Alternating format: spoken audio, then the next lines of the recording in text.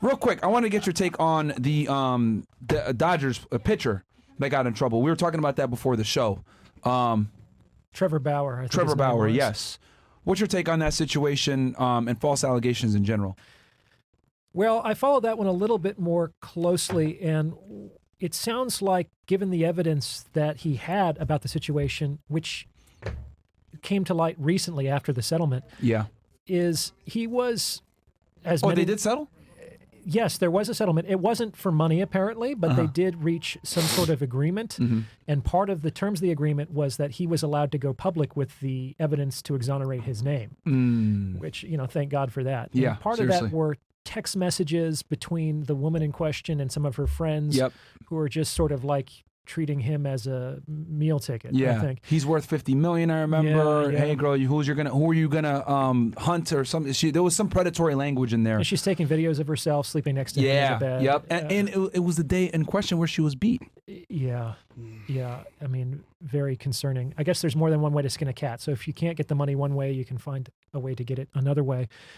I think he was immediately suspended and let go from the LA Dodgers. I mean, that's what we were talking about earlier, is that this is what we might call administrative violence. And when charges are so significant, there is no trial. There's no one even wants to touch it with a 10-foot pole. There's just, we heard this, we can't be associated with this. Yeah. We have to let you go. Yeah. And the guy also was sitting on the evidence that could have cleared his name for, I think, over 2 years, but he couldn't release it to the public because it would have been obstruction of justice. Yeah. I think in these situations, you are definitely guilty until you're proven innocent. And you really only get a chance to tell your side of the story if it goes to trial, which it generally doesn't.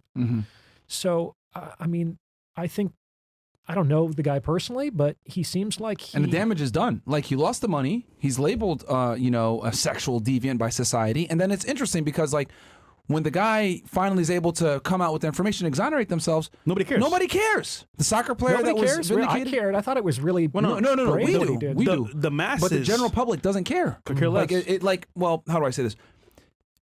When he gets accused, it doesn't get the same press coverage as when they're exonerated. What I didn't love is that the woman was doing press junkets, like she was on interviews, which I think is basically like giving a news platform to like a school shooter. Like, why would you do that? Yeah. And it's because we live in a gynocentric social order, man. We live in this world where it's believe all women, etc. I think the more of these, and honestly, the Amber Heard, Johnny Depp situation, I'm really glad it happened. I thank God that he recorded those conversations, because that was, I would say, like the beginning of being able to shift that this Me Too thing is fucking being weaponized by women. And the problem with the Me Too situation, it's not that it's the false accusers that are the problem. It hurts the women that are actually real victims. Of course. And there's plenty of them. Yeah. You know what I mean? And it makes them less likely to go to the police. It makes them more scared to come forward. And it fucks it up for everybody. And these are just opportunistic women that want to go ahead and, leverage the Me Too situation for their own personal gain, make some money, maybe sometimes just absolve themselves of responsibility because, they cheat on their guy. The guy found out he's trying to break up with them. No, I was raped. You know what I mean? It's like, it's a trump card that, every woman has in their repertoire that they can use to absolutely destroy a man. And the thing that sucks is that when the news comes out that it was a lie, nobody cares by then. And this is premeditated. The damage is done. From the very beginning to get money out of him, which is crazy. I wonder if a team is going to be brave enough to sign him back. I think he's been playing overseas for the last couple of years. Yeah. I mean, who knows? Isn't that crazy that we have to say that I wonder if there's a team that's brave enough to bring him back. He's an innocent man. Isn't that crazy? And here's the other thing, too. We're red pill aware. Most guys are fucking blue pill idiots. Yeah. They don't understand anything about, female nature, conniving practices that women run a lot of times to have the advantage.